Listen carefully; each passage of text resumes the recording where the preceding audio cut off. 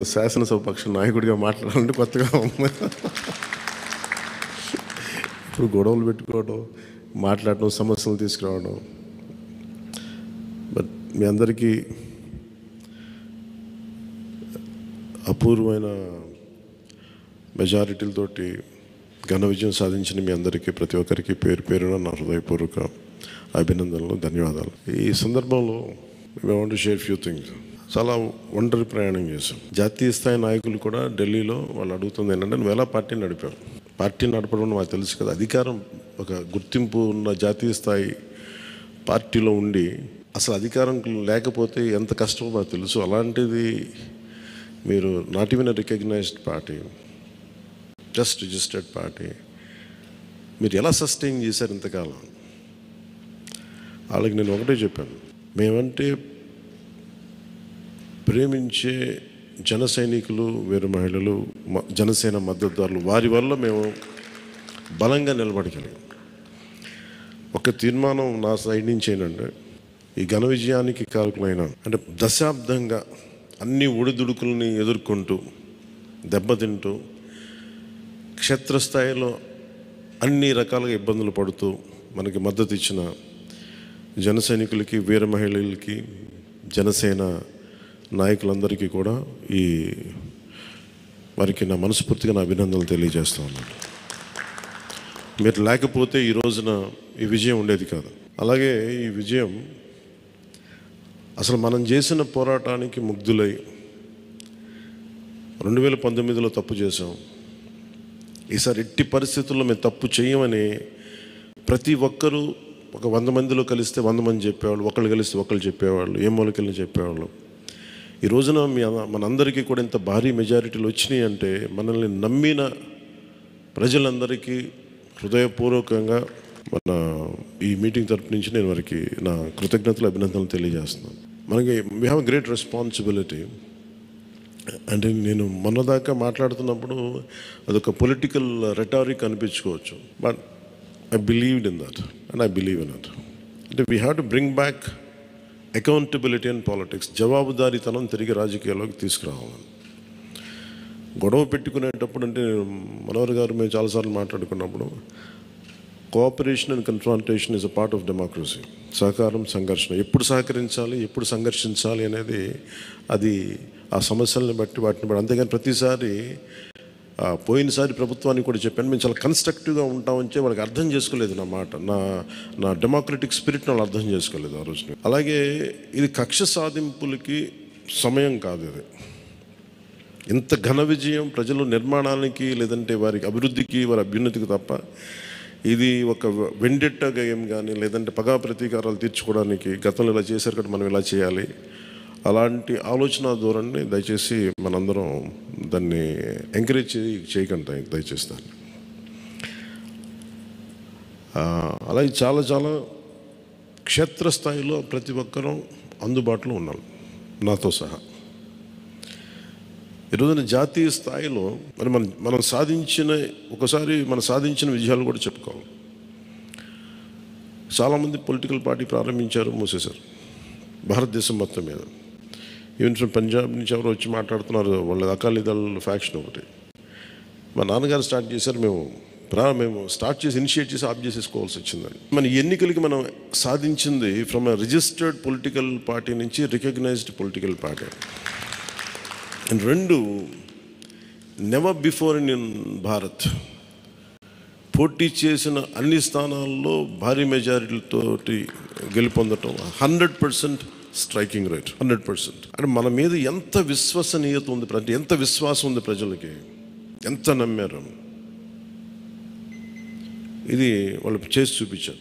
2019లో ఎలక్షన్లు అయిపోయిన వెంటనే మేము తప్పు చేసాం, మేము నీకు నిలబడతామని చెప్పి, అది ఈ రోజున మనకి మద్దతుగా నిలిచిన ప్రజలందరికీ కూడా ఇంకొక మారు చాలా చాలా ప్రత్యేకమైన ధన్యవాదాలు. అలాగే 2 పార్లమెంట్లు పెట్టాం. అంటే దాదాపు మీరు చూస్తే 2 పార్లమెంట్లు మనం ఇవి తీసుకుని దాదాపు ఒక 45 స్థానాల్లో మన ప్రభావితం ఉన్నట్టు మనం ఖచ్చితంగా డైరెక్ట్గా. అలాగే మన టీడీపీ, మన ఎన్డీఏ కుటుంబంలో మిగతా పార్టీల విజయానికి కూడా మేము ఎంత బలంగా నిలబడ్డామో మీ అందరికీ తెలుస్తుంది. ఆ ఓట్ ట్రాన్స్ఫర్ ఎంత బాగా జరిగిందో. ఫస్ట్ టైం చాలా అవేకెండ్ ఓటింగ్ జరిగింది. చాలా రెస్పాన్సిబుల్ ఓటింగ్ జరిగింది. వీళ్ళందరూ న్యూ జనరేషన్. అసలు యువత ఎంత నమ్మారంటే అర్ధరాత్రి వాళ్ళకి 12 అయినా కానీ 11 అయినా కానీ ఆ ఎండలో మండుటెండలో నిలబడి మధ్యాహ్నం నుంచి వాళ్ళ క్యూలు వాళ్ళకి వంతు వచ్చే వరకు అలా నిలబడి మరి ఓట్లేసి, అంటే ఇవన్నీ చాలా చాలా బాధ్యతనిచ్చాయి. అలాగే ఈరోజు మనం మాట్లాడుకున్నప్పుడు కూడా రేపు మన పవర్ షేరింగ్ ఏంటి ఇవన్నీ కూడా మీకు తెలియజేస్తాను. ఇది మన ప్రతి ఒక్కరికి నా ఉద్దేశం మనందరం అందుబాటులో ఉండాలి. అది మీరు మనందరం కలిపి ఒక సమిష్టిగా ఒక నిర్ణయం తీసుకుందాం, ఒక కమిటీగా ఏర్పడి ఎన్ని రోజుల్లో మనం నియోజకవర్గంలో అందుబాటులో ఉండాలి. అలాగే ప్రభుత్వానికి సంబంధించి సమస్యలకు సంబంధించి ప్రజలకి ఎంతంత ఏ అవసరాలు ఉంటే మనం ఎలా అనుసంధానం చేసుకోవాలి మిగతా మన ఎన్డీఏ పార్ట్నర్స్ తోటి. అలాగే కేంద్రంలో ఇప్పుడు మనకి చాలా చోట్ల మన నియోజకవర్గాల్లో బ్రిడ్జ్ ఒక్కోసారి ఓవర్ బ్రిడ్జెస్ కానీ ఇవన్నీ కేంద్ర పరిధిలో ఉంటాయి.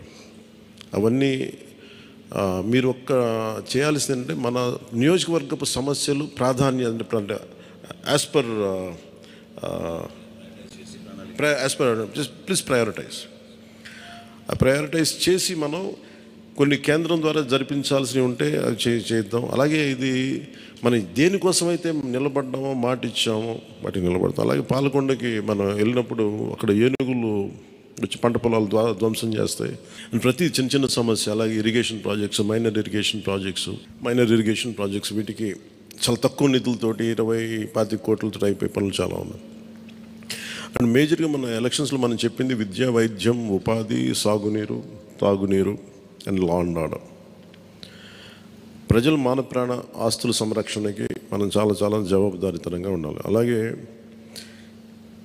మనకిచ్చింది ఇది ఎందుకంటే నెక్స్ట్ జనరేషన్ వచ్చింది, అది మనం అందరం అర్థం చేసుకోవాలి. పాత తరం రాజకీయాల్లాగా కూర్చోబెట్టి మనం పవర్ని ఎక్సర్సైజ్ చేస్తామంటే కుదరదు. ఎందుకంటే ప్రజలు ఎంత మద్దతుగా నిలబడ్డారో వాళ్ళు అంతే బలంతో మన నిలదీయగలరు. అది మనం దయచేసి మర్చిపోతుంది. నాతో సహా నేను మర్చిపోదాన్ని. అందుకని లెటర్స్ బి వాళ్ళు ఒకసారి కోపంతో ఒక మాట మాట్లాడినా అసహనంతో అది మనం భరించాలి తప్ప. అలాగే విమర్శించేటప్పుడు కూడా దయచేసి అది పర్సనల్ అటాక్స్ ఎవరికి వెళ్ళకండి. వాళ్ళని మీరు చూశారు కదా, పోయినసారి ఆయన గత ప్రభుత్వాన్ని హ్యాండిల్ చేసిన ముఖ్యమంత్రి గారు ఎన్ని మాట్లాడి నేను ఎందుకు స్పందించలేదు వ్యక్తిగతంగా అంటే అది ఆ ప్రెసిడెంట్ ఆపేద్దామని మనం ఎక్కడ చేయాలి. అలాగే పార్టీ ఒకటి మనందరం చేయాల్సింది ఒకటి టైమ్స్, ఒకటి పంక్చువాలిటీ, సరైన సమయానికి రావడం. మీరు కావాలంటే గంట ముందు రండి. నైట్ 1:30, 2:30 అని పడుకునేటప్పటికి. ఎందుకంటే ఇది మనం 5 సంవత్సరాల కాలాన్ని ఎంత సద్వినియోగం చేసుకోగలం దాని మీద ఆధారపడి ఉంటుంది భవిష్యత్తు. దయచేసి మనందరం నియమావళిని పాటిద్దాం. కొంత మనలో కూడా మనం వన్స్ ఇన్ ఎ వైల్ మనందరం కూర్చొని మేబీ ఓవర్ లంచ్, ఒక ఈవినింగ్ ఒక చాయ్ పే చర్చ లాగా ఏమేం చేయాలి. అలాగే మనం కూడా కొంత కలుపుగోలుతనం చూపించాలి మిగతా పార్టీలు, మన ఎన్డీఏ కానీ బీజేపీ, మన ఎన్డీఏ పార్ట్నర్స్ అందరికీ కూడా. అంటే మనం ప్రత్యేకించి మనం ఎక్స్క్లూజివ్గా ఉండకుండా అందరితో మమేకం అవ్వాలి. At the same time not losing our identity. అందుకని ఇవన్నీ దృష్టిలో పెట్టుకొని ఇప్పుడు మనం ఢిల్లీలో మనం చేసినట్టుగా మన ప్రధానమంత్రి గారి పేరుని నన్ను కూడా ప్రతిపాదించినట్టుగా ఈ రోజున రాష్ట్ర ఎన్డీఏ నాయకులు మనం ఎన్నుకోవాలి. మీ అందరికీ ఇంకొక మారు ధన్యవాదాలు తెలుపుకుంటాం. Thank you. జై హింద్.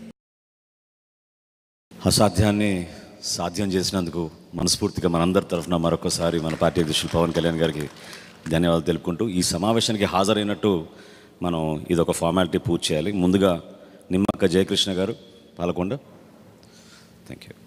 అదేవిధంగా లోకం మాధవి గారు నెల్లిమర్ల, వంశీకృష్ణ శ్రీనివాస్ గారు విశాఖపట్నం నుంచి, కొంతాల రామకృష్ణ గారు అనకాపల్లి నుంచి, పంచకల రమేష్ బాబు గారు పెందుర్తి నుంచి, సుందరపు విజయ్ కుమార్ గారు, నానాజీ గారు, వెంకటేశ్వరరావు గారు, దేవ వరప్రసాద్ గారు, శ్రీ గిడ్డి సత్యనారాయణ గారు, శ్రీ బత్తుల బాలరామకృష్ణ గారు, శ్రీ కందుల దుర్గేష్ గారు, శ్రీ నాయకర్ గారు, శ్రీ రామాంజనేయులు గారు, శ్రీ బోల్సెట్ శ్రీను గారు, శ్రీ పచ్చమట్ల ధర్మరాజు గారు, శ్రీ బాలరాజు గారు, పెద్దలు బుద్ధప్రసాద్ గారు, శ్రీ ఆర్వ శ్రీధర్ గారు, ఆర్వ శ్రీనివాసులు గారు. సో మీరందరూ కూడా హాజరై